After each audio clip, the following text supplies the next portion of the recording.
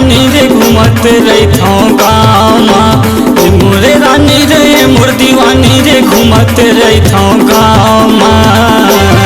कतको पाछू परे हवै तो रानी लगे हवै रे जुगाड़ माँ। कतको पाछू परे हवै तो रानी लगे हवै रे जुगाड़ माँ। मोरे रानी रे मोर दीवानी वो घूमत रहिथौ गाँव माँ। मोरे रानी रे मोर दीवानी रे घूमत रहिथौ गाँव माँ। कतको पाछू परे हवै तो रानी लगे हवै रे जुगाड़ माँ। कतको पाछू परे हवै तो रानी लगे हवै रे जुगाड़ माँ।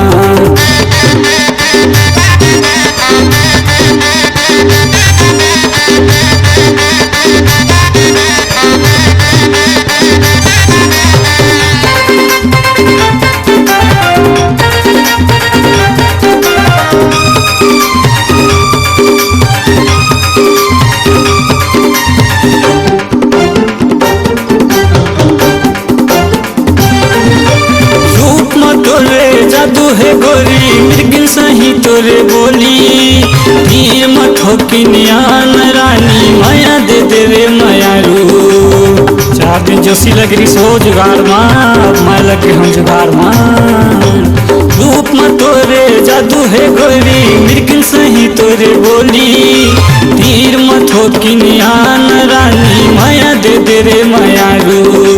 तीर मठोकी नियान रानी माया दे रे मायारू। ये मोरे रानी रे ये मोर दीवानी वो घूमत रहिथौ गाँव माँ। ये मोरे रानी रे ये मोर दीवानी वो घूमत रहिथौ गाँव माँ। कतको पाछू परे हवै तोर रानी लगे हवै रे जुगाड़ माँ। कतको पाछू परे हवै तोर रानी लगे हवै रे जुगाड़ माँ।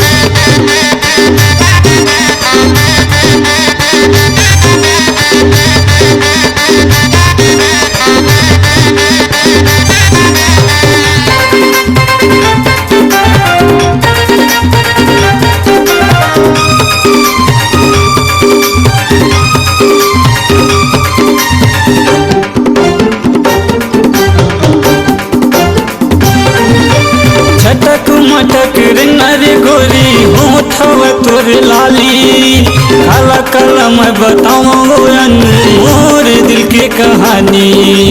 लब के लगे हम जुगाड़ में वो एक बार तो मिल जा। छटक मटक रे नरे गोरी होठ हवै तोर लाली। काला कलम बताओ मोर दिल के कहानी। काला कलम बताओ मधु मोर दिल के कहानी। ये मोरे रानी रे ये मोर दीवानी वो घूमत रहिथौ गाँव माँ।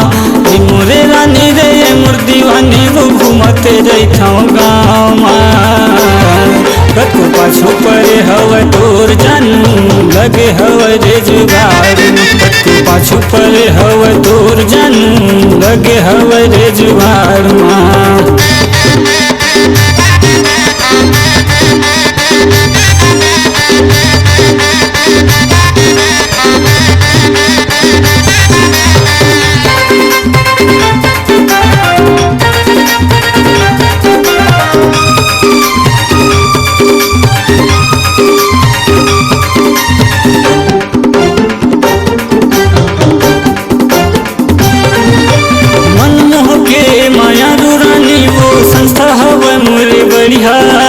घूमकर संवरिया कैथे रानी रे गाना गाथो छत्तीसगढ़िया।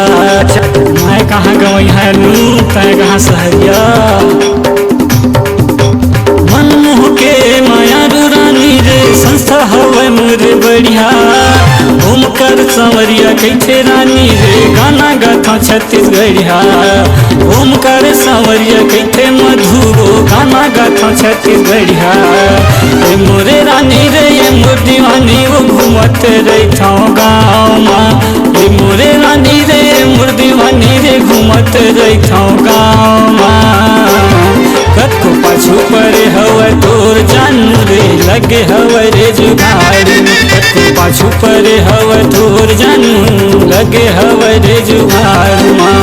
ये मोरे रानी रे ये मोर दीवानी वो घूमत रहता गाँव हे मोरे रानी रे मोर दीवानी वो घूमत रहता गाँव कतु पाछू परे हवर तोर रानी लगे हवर रे जुगाड़ महू पाछू परे हव तोर रानी लगे हम हूँ जुगाड़ कतु पाछू परे हवर तोर रानी लगे हवर रे जुगाड़ महू पाछू परे हम तोर रानी लगे हम हूँ जुगाड़। नमस्कार दोस्तों, नए नए छत्तीसगढ़ी गाने सुनने और देखने के लिए हमारे दीप म्यूजिक चैनल को अभी सब्सक्राइब करें और बेल आइकॉन के बटन को क्लिक करें।